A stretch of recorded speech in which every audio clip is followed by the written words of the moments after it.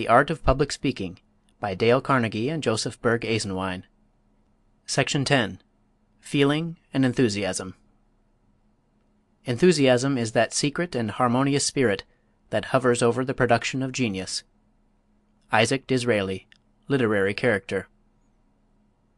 If you are addressing a body of scientists on such a subject as the veins in a butterfly's wings, or on road structure, naturally your theme will not arouse much feeling in either you or your audience. These are purely mental subjects.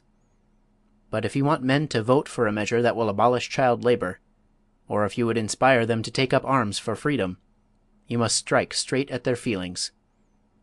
We lie on soft beds, sit near the radiator on a cold day, eat cherry pie, and devote our attention to one of the opposite sex, not because we have reasoned out that it is the right thing to do, but because it feels right. No one but a dyspeptic chooses his diet from a chart. Our feelings dictate what we shall eat and generally how we shall act. Man is a feeling animal, hence the public speaker's ability to arouse men to action depends almost wholly on his ability to touch their emotions. Negro mothers on the auction block, seeing their children sold away from them into slavery, have flamed out some of America's most stirring speeches. True, the mother did not have any knowledge of the technique of speaking, but she had something greater than all technique, more effective than reason: feeling. The great speeches of the world have not been delivered on tariff reductions or post office appropriations. The speeches that will live have been charged with emotional force. Prosperity and peace are poor developers of eloquence. When great wrongs are to be righted, when the public heart is flaming with passion, that is the occasion for memorable speaking. Patrick Henry made an immortal address, for in an epochal crisis he pleaded for liberty. He had roused himself to the point where he could honestly and passionately exclaim, "Give me liberty, or give me death." His fame would have been different if he had lived today and argued for the recall of judges. The Power of Enthusiasm. Political parties hire bands and pay for applause. They argue that for vote-getting to stir up enthusiasm is more effective than reasoning. How far they are right depends on the hearers, but there can be no doubt about the contagious nature of enthusiasm. A watch manufacturer in New York tried out two series of watch advertisements. One argued the superior construction, workmanship, durability, and guarantee offered with the watch. The other was headed, "A Watch to be Proud of," and dwelt upon the pleasure and pride of ownership. The latter series sold twice as many as the former. A salesman for a locomotive works informed the writer that in selling railroad engines, emotional appeal was stronger than an argument based on mechanical excellence. Illustrations without number might be cited to show that in all our actions we are emotional beings. The speaker who would speak efficiently must develop the power to arouse feeling. Webster, great debater that he was, knew that the real secret of a speaker's power was an emotional one. He eloquently says of eloquence: "Affected passion, intense expression, the pomp of declamation, all may aspire after it, they cannot reach it. It comes, if it comes at all, like the outbreak of a fountain from the earth, or the bursting forth of volcanic fires, with spontaneous, original, native force." The graces taught in the schools, the costly ornaments and studied contrivances of speech, shock and disgust men, when their own lives and the fate of their wives, their children, and their country hang on the decision of the hour. Then words have lost their power, rhetoric is in vain, and all elaborate oratory contemptible. Even genius itself then feels rebuked and subdued, as in the presence of higher qualities. Then patriotism is eloquent, then self-devotion is eloquent. The clear conception outrunning the deductions of logic, the high purpose, the firm resolve, the dauntless spirit, speaking on the tongue, beaming from the eye, informing every feature, and urging the whole man onward, right onward to his subject, this is eloquence. Or rather, it is something greater and higher than all eloquence. It is action, noble, sublime, godlike action. When traveling through the Northwest some time ago, one of the present writers strolled up a village street after dinner and noticed a crowd listening to a faker speaking on a corner from a goods box. Remembering Emerson's advice about learning something from every man we meet, the observer stopped to listen to this speaker's appeal. He he was selling a hair tonic which he claimed to have discovered in Arizona. He removed his hat to show what this remedy had done for him, washed his face in it to demonstrate that it was as harmless as water, and enlarged on its merits in such an enthusiastic manner that the half-dollars poured in on him in a silver flood. When he had supplied the audience with hair tonic, he asked why a greater proportion of men than women were bald. No one knew. He explained that it was because women wore thinner-soled shoes, and so made a good electrical connection with Mother Earth, while men wore thick, dry-soled shoes that did not transmit the Earth's electricity to the body. Men's hair, not having a proper amount of electrical food, died and fell out. Of course he had a remedy, a little copper plate that should be nailed on the bottom of the shoe. He pictured in enthusiastic and vivid terms the desirability of escaping baldness, and paid tributes to his copper plates. Strange as it may seem when the story is told in cold print, the speaker's enthusiasm had swept his audience with him, and they crushed around his stand with outstretched quarters in their anxiety to be the possessors of these magical plates. Emerson's suggestion had been well taken. The observer had seen again the wonderful, persuasive power of enthusiasm. Enthusiasm sent millions crusading into the Holy Land to redeem it from the Saracens. Enthusiasm plunged Europe into a 30 years' war over religion. Enthusiasm sent 3 small ships plying the unknown sea to the shores of a new world. When Napoleon's army were worn out and discouraged in their ascent of the Alps, the Little Corporal stopped them and ordered the bands to play the Marseillaise. Under its soul-stirring strains there were no Alps. Listen. Emerson said, "Nothing great was ever achieved without enthusiasm." Carlyle declared that every great movement in the annals of history has been the triumph of enthusiasm. It is as contagious as measles. Eloquence is half inspiration. Sweep your audience with you in a pulsation of enthusiasm. Let yourself go. "A man," said Oliver Cromwell, "never rises so high as when he knows not whither he is going." How are we to acquire and develop enthusiasm? It is not to be slipped on like a smoking jacket. A book cannot furnish you with it. It is a growth, an effect. But an effect of what? Let us see. Emerson wrote, "A painter told me that nobody could draw a tree without in some sort becoming a tree, or draw a child by studying the outlines of his form merely, but by watching for a time his motion and plays, the painter enters his nature, and then can draw him at will in every attitude." So Roos entered into the inmost nature of his sheep. I knew a draughtsman employed in a public survey who found that he could not sketch the rocks until their geological structure was first explained to him. When Sarah Bernhardt plays a difficult role, she frequently will speak to no one from 4 o'clock in the afternoon until after the performance. From the hour of 4 she lives her character. Booth, it is reported, would not permit anyone to speak to him between the acts of his Shakespearean roles, for he was Macbeth then, not Booth. Dante, exiled from his beloved Florence, condemned to death, lived in caves half-starved. Then Dante wrote out his heart in the Divine Comedy. Bunyan entered into the spirit of his Pilgrim's Progress so thoroughly that he fell down on the floor of Bedford jail and wept for joy. Turner, who lived in a garret, arose before daybreak and walked over the hills 9 miles to see the sun rise on the ocean, that he might catch the spirit of its wonderful beauty. Wendell Phillips' sentences were full of silent lightning because he bore in his heart the sorrow of 5,000,000 slaves. There is only one way to get feeling into your speaking, and whatever else you forget, forget not this. You must actually enter into the character you impersonate, the cause you advocate, the case you argue. Enter into it so deeply that it clothes you, enthralls you, possesses you wholly. Then you are, in the true meaning of the word, in sympathy with your subject, for its feeling is your feeling. You feel with it, and therefore your enthusiasm is both genuine and contagious. The carpenter, who spoke as never man spake, uttered words born out of a passion of love for humanity. He had entered into humanity, and thus became man.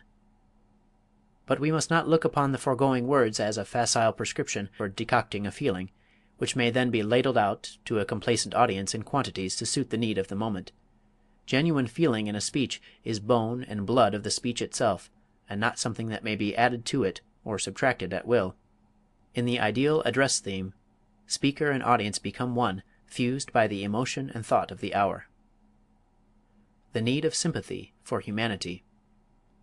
It is impossible to lay too much stress on the necessity for the speaker's having a broad and deep tenderness for human nature.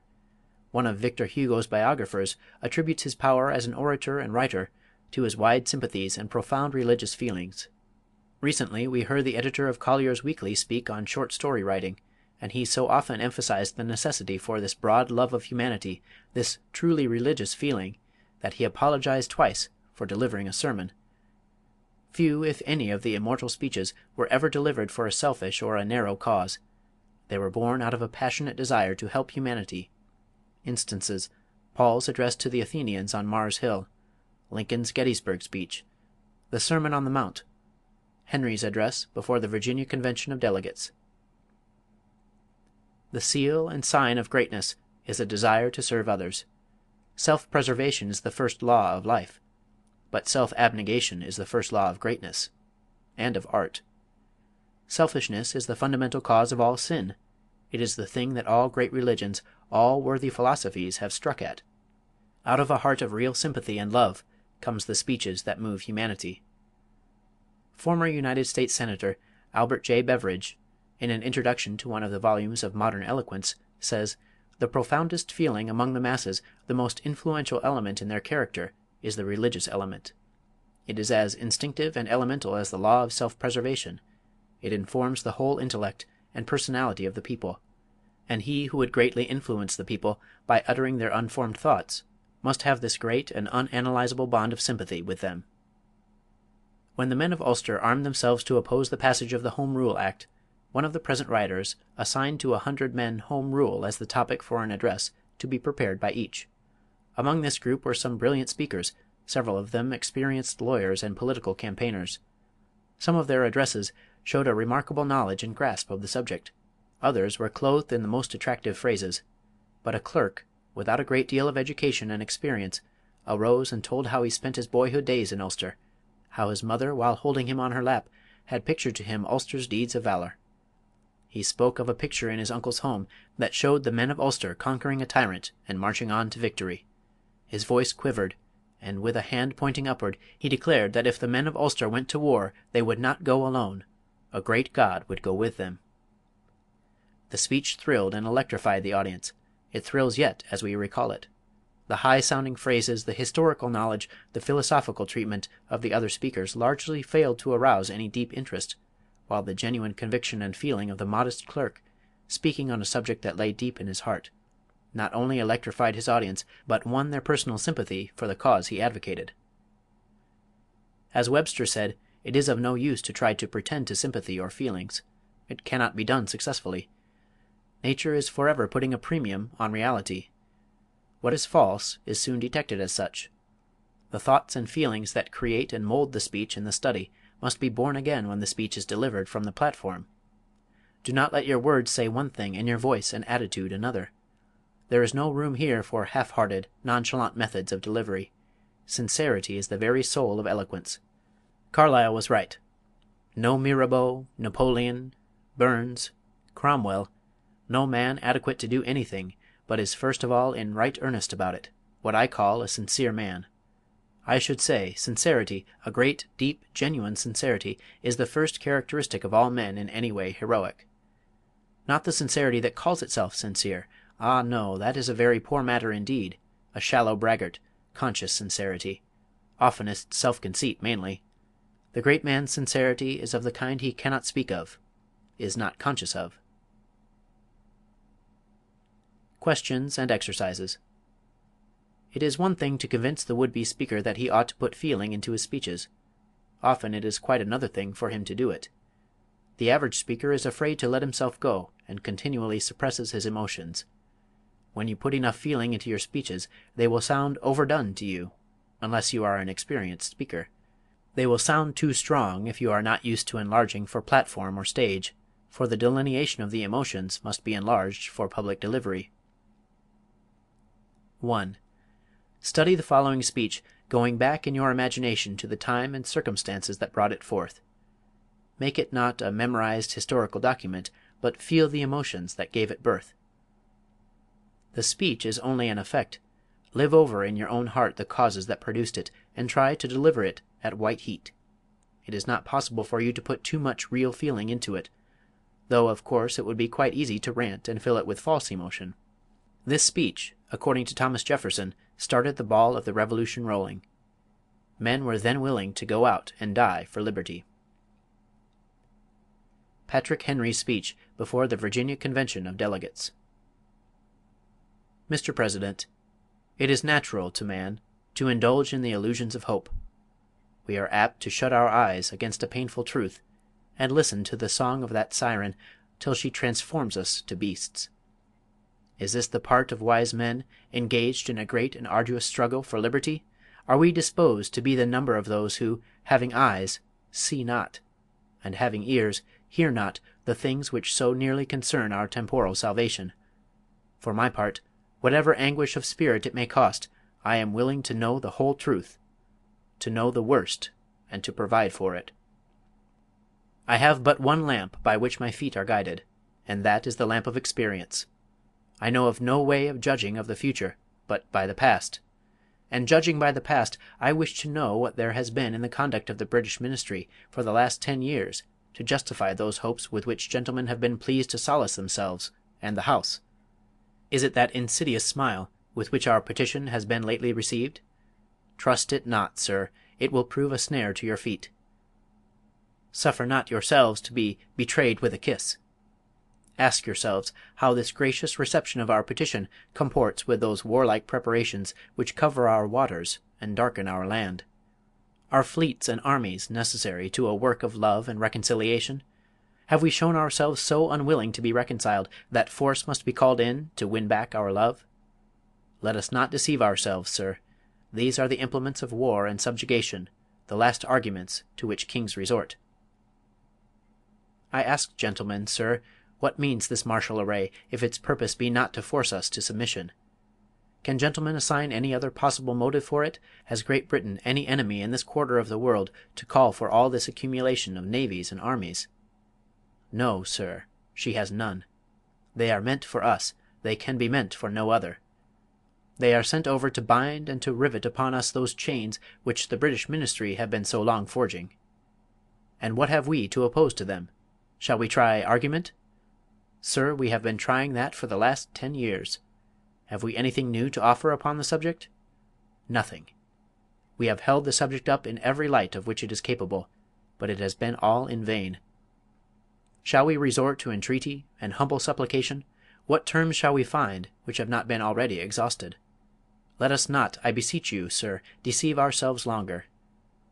Sir, we have done everything that could be done to avert the storm which is now coming on. We have petitioned, we have remonstrated, we have supplicated, we have prostrated ourselves before the throne, and have implored its interposition to arrest the tyrannical hands of the Ministry and Parliament. Our petitions have been slighted. Our remonstrances have produced additional violence and insult. Our supplications have been disregarded, and we have been spurned with contempt from the foot of the throne.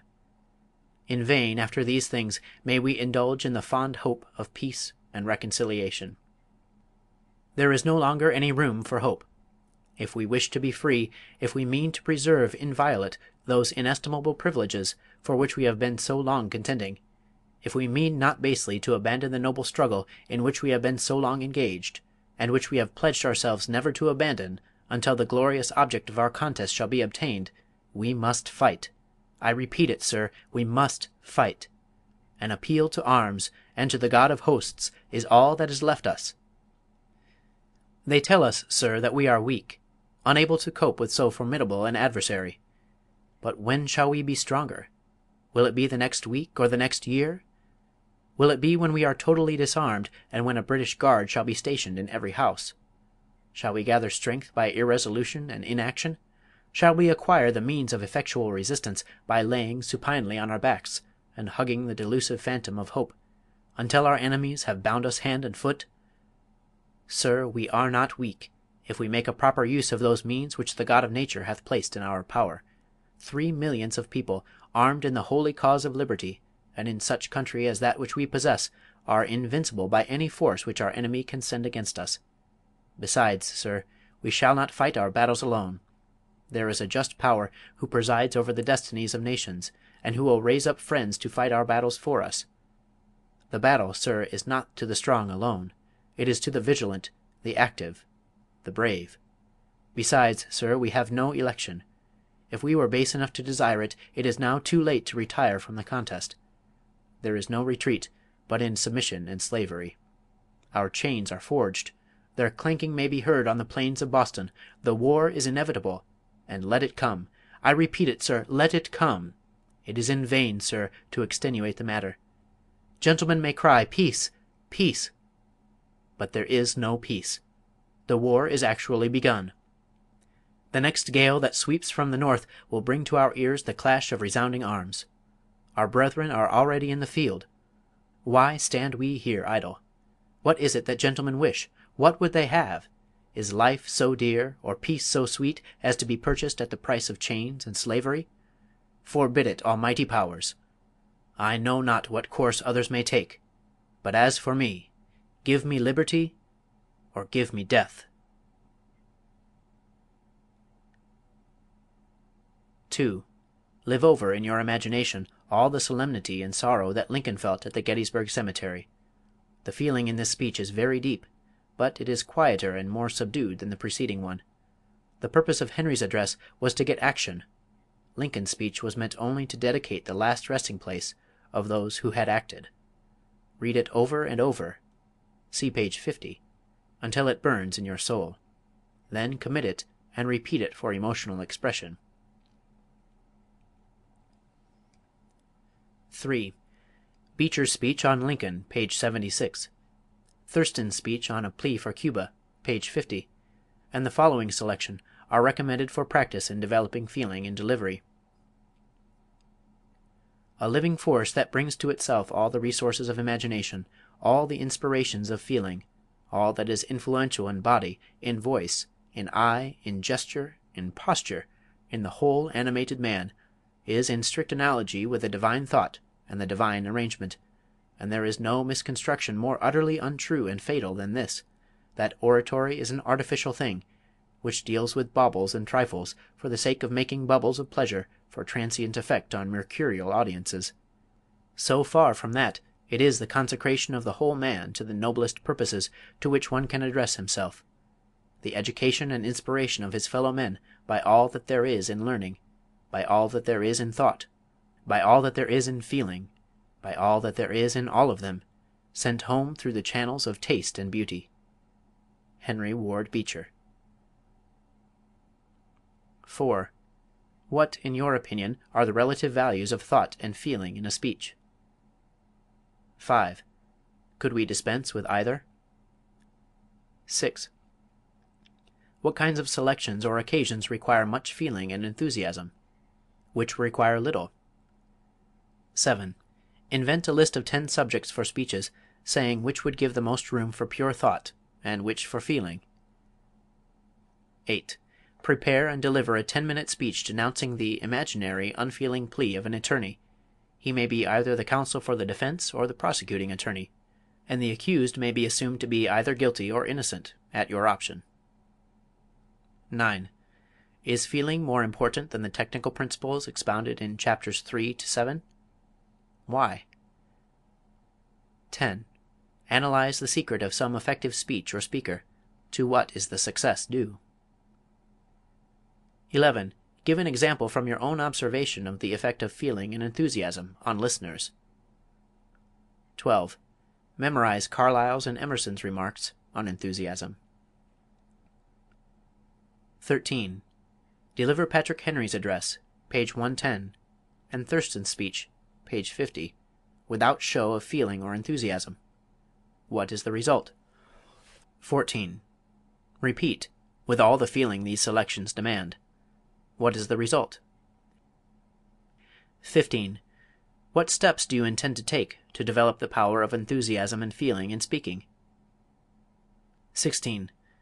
Write and deliver a 5-minute speech ridiculing a speaker who uses bombast, pomposity, and over-enthusiasm. Imitate him. End of section 10.